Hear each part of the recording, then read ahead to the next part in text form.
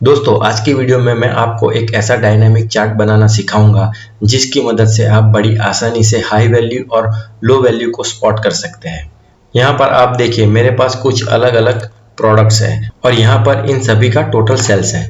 तो यहाँ पर आप देख सकते हैं प्रोडक्ट है गरम मसाला जिसका सेल है 18,500 जो हाईएस्ट सेल्स वैल्यू है। उसी तरह यहाँ पर प्रोडक्ट है सिन्नामन स्टिक जिसकी वैल्यू है 4,500 जो लोवेस्ट सेल्स वैल्यू है। तो यहाँ पर चार्ट में भी आप देख सकते हैं गरम मसाला जो हाईएस्ट सेल्स वैल्यू है वो ग्रीन कलर के बार से हाईलाइटेड है और यहाँ पर आप उसकी हाईएस्ट वैल्यू भी देख सकते हैं। उसी तरह यहाँ पर लोवेस्ट वैल्यू सिन्नामन स्टिक है जो रेड कलर बार से हाईलाइट है और उसकी सेल्स वैल्यू भी आप यहाँ पर देख सकते हैं। और इस चार्ट की खास बात यह है कि ये पूरी तरह डायनामिक है।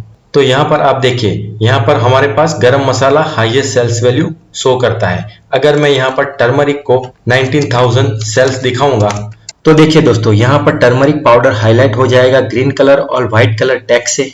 और यहाँ पर आप चार्ट में भी देख सकते हैं टर्मरिक पाउडर ग्रीन कलर के बार से हाईलाइट है और उसकी सेल्स वैल्यू भी आप यहाँ पर देख सकते हैं।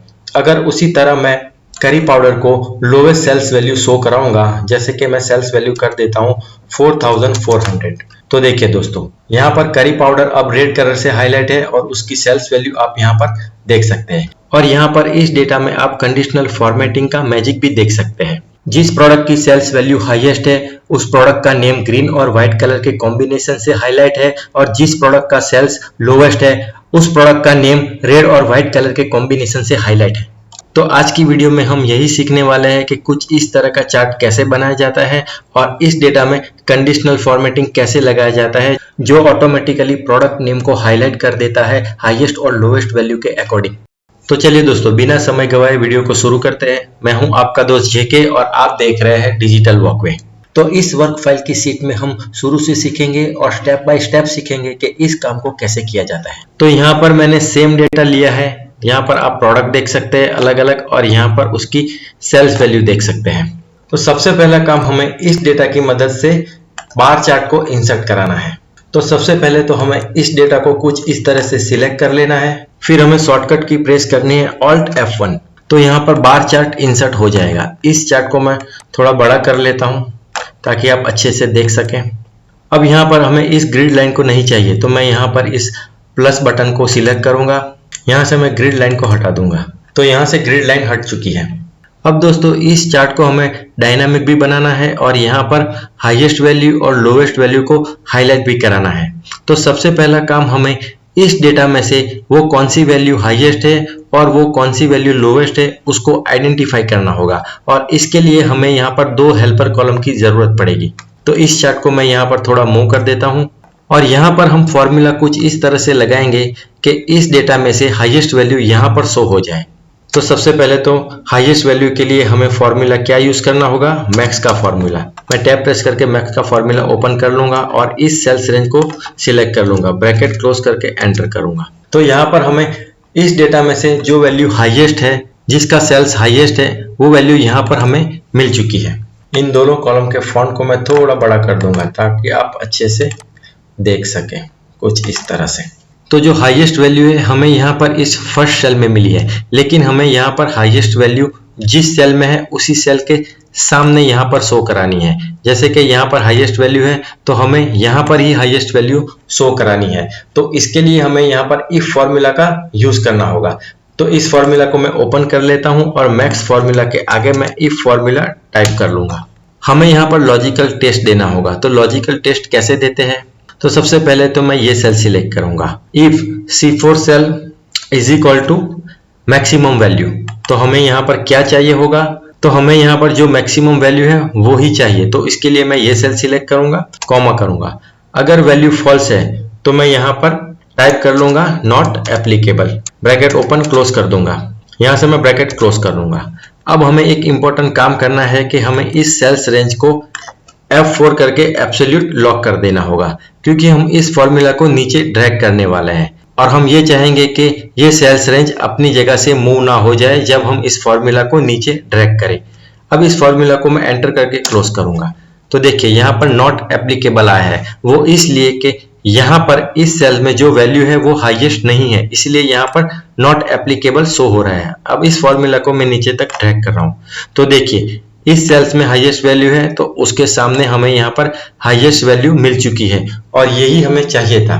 उसी तरह हमें इस कॉलम में भी मिनिमम वैल्यू को शो कराना है, तो इसके लिए मैं इस फॉर्मूला को कंट्रोल C करूंगा और यहाँ पर कंट्रोल V करके पेस्ट कर दूंगा। इस फॉर्मूला को मैं ओपन कर लूंगा।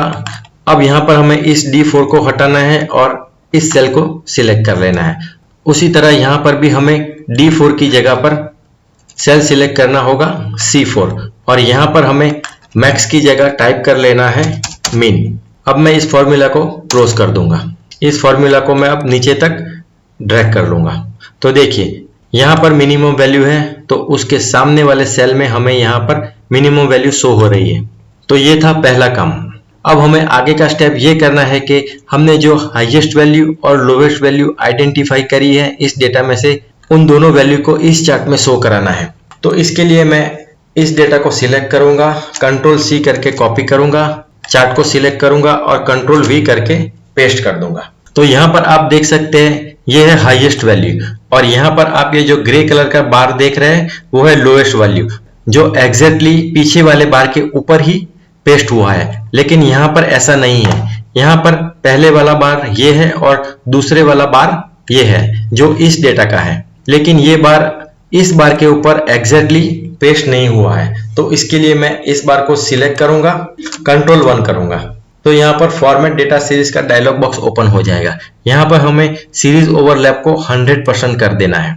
तो देखिए इस डेटा का जो बार बना हुआ था वो इस डेटा के बार के ऊपर एग्जैक्टली पेस्ट हो गया है। उसी तरह यहाँ पर भी इस डेटा का जो बार यहाँ पर बना हुआ था वो एग्जैक्टली इसके पीछे वाले डेटा के ऊपर पेस्ट हो चुका है। अब यहाँ पर इस डेटा बार को मैं सिलेक्ट करूंगा, कंट्रोल 1 करूंगा।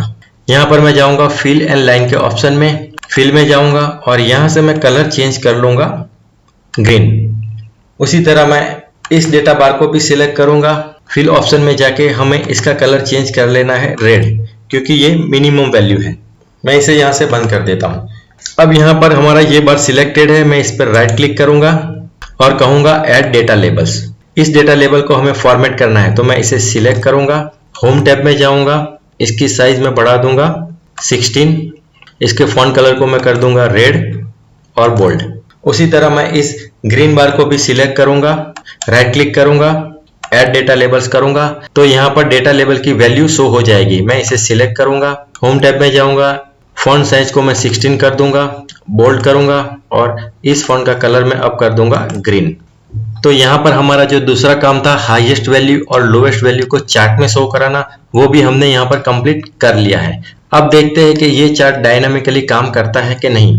तो मैं यहाँ पर पॉपकॉर्न मसाला की वैल्यू लोवेस्ट कर दूंगा, 4400 कर दूंगा। तो देखिए सिन्नामोन स्टिक से लोवेस्ट वैल्यू शिफ्ट हो चुकी है पॉपकॉर्न मसाला के ऊपर, जो है 4400। उसी तरह हाईएस्ट वैल्यू को भी चेंज करके देख लेते हैं। तो मैं यहाँ पर क्लोव को हाईएस्ट वैल्यू कर दूंगा 18700। तो देखिए गरम मसाला से वैल्यू शिफ्ट होके अब क्लोव के ऊपर आ चुकी है, जिसकी वैल्यू है 18700। तो दोस्तों ये चार्ट कंप्लीटली डायनामिक है।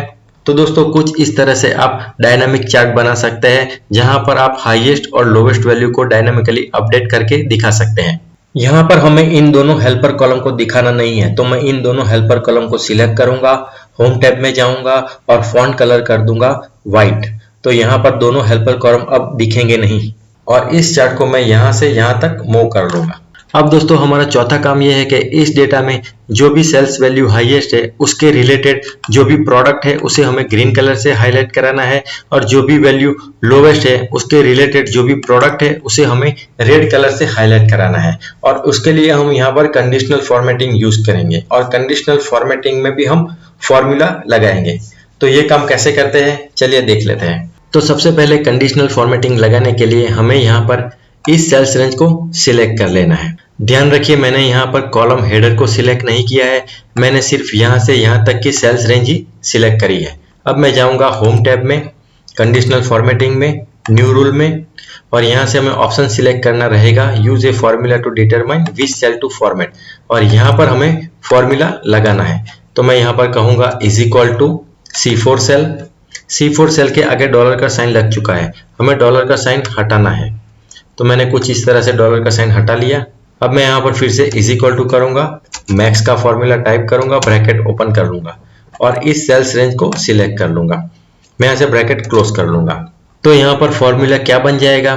तो यहाँ पर फॉर्मूला कह रहा है अगर C4 सेल में मैक्सिमम वैल्यू है तो हमें किस तरह का फॉर्मेटिंग चाहिए। तो मैं यहाँ पर फॉर्मेट ऑप्शन में जाऊंगा, फिल में जाऊंगा, ग्रीन कलर को सिलेक्ट करूंगा, फॉन्ट में जाऊंगा, फॉन्ट को बोल्ड करूंगा और कलर को मैं व्हाइट कर लूंगा। यहाँ से मैं ओके करूंगा। तो यहाँ पर आप प्रीव्यू देख सकते हैं किस तरह का कंडीशनल फॉर्मेटिंग हमें मिलने वाला है। यहाँ से मैं ओके करूंगा।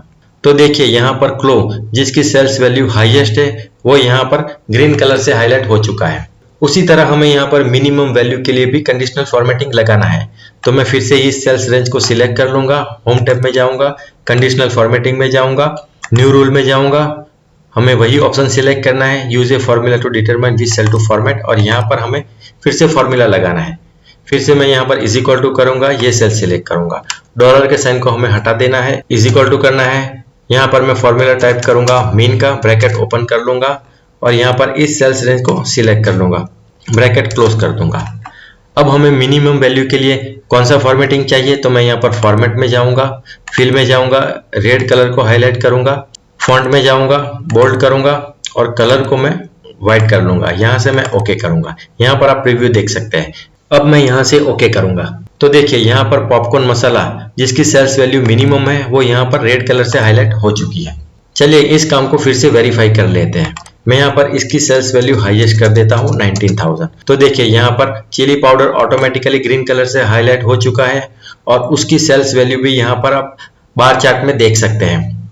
उसी तरह हम लोवेस्ट वैल्यू को भी टेस्ट कर लेते हैं। मैं इसकी सेल्स वैल्यू काफी कम कर देता हूँ।